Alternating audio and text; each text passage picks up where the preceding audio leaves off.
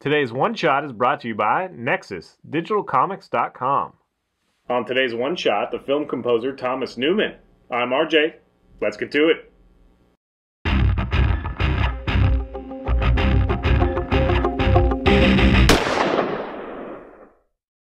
Alright, so the time has finally come to talk about one of my favorite film composers of all time, Thomas Newman. He's right up there with Hans Zimmer for me. In fact, those are my two favorite, Hans Zimmer and Thomas Newman. John Williams is a close third, but I love those two very much. Thomas Newman is probably the most quirky out of them. Don't get me wrong, Hans Zimmer has some great tricks up his sleeve. He's very versatile. In fact, he might be my all-time favorite composer. But Thomas Newman has a style that you always know that it's Thomas Newman. So he hails from California, and he comes from a long line of composers. His father's a composer, his brother and sister are a composer, and yes, his cousin, Randy Newman, is also a composer. I won't hold that against him, though. Randy Newman, of course, Short People and Toy Story and, whatever. You all know him. But Thomas Newman is a much more classical composer. You'll know him from such films as The Lost Boys and The Revenge of the Nerds and Real Genius, all those oldies but goodies. And the scores are good, but they're not particularly noteworthy. He doesn't really start finding a very strong voice and being nominated for things until it gets to like Shawshank Redemption and American Beauty. The Green Mile is a great score. These scores are just, they're so well done in a classical sense, also in the, telling a story sense. He has very definite themes that he creates and runs with. Road to Perdition is probably my favorite from him so far, followed by Lemony Snicket's Series of Unfortunate Events. Long title. That one is also really fun and really quirky. But those two soundtracks, he really experiments and has that very strange, I don't even know what it is, kind of banjo-y, weirdy, picky kind of thing in there, but very subtly and very classic.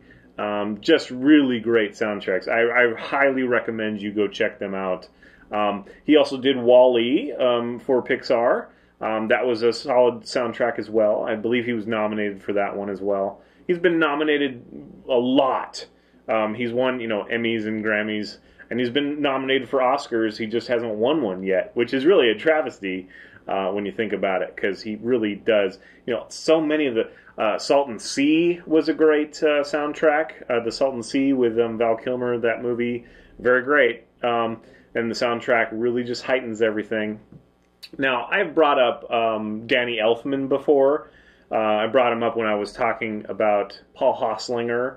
And he has a very, particular way of scoring for a film. He has a, moment to moment, the music change and really enhances the scene. Thomas Newman, I think, is, that's a Freudian slip with the Road to Perdition. That's a great movie. Paul Newman is in that. Thomas Newman really has a classic way about it, and it does definitely speak to the scene, but not in such a specific, way. So it really holds up on its own as just beautiful, instrumental pieces. I really do enjoy listening to Road to Perdition in the car.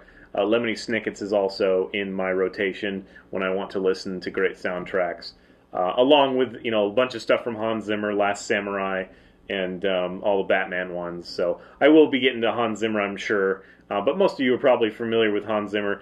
And you're probably familiar with Thomas Newman, even if you don't know it, because you've watched some of these films. So that is Thomas Newman, just kind of a quick review. Go check out some of his music. Really, really great stuff. Very soothing. And again, you have it in the background. It is quirky enough and fun enough, especially the ones that I've mentioned over and over. American Beauty is kind of the first one that breaks the mold of kind of just traditional instrumental. I do love Shawshank Redemption because I love that movie and it has a place, in my heart. But otherwise, Road to Perdition and Lemony Snicket's, even Wall-E a little bit, those are the ones you should check out. Salton Sea, it's a little bit more classical feel, but really great. Go check them out. That's it. If there's a composer that you guys love, please let me know, and I will review it. I love music, all types, and just because it's instrumental, just because it doesn't have vocals or lyrics to go along with it, doesn't mean that we shouldn't really give it its due. So enjoy. I'll see you next time. Thanks, guys.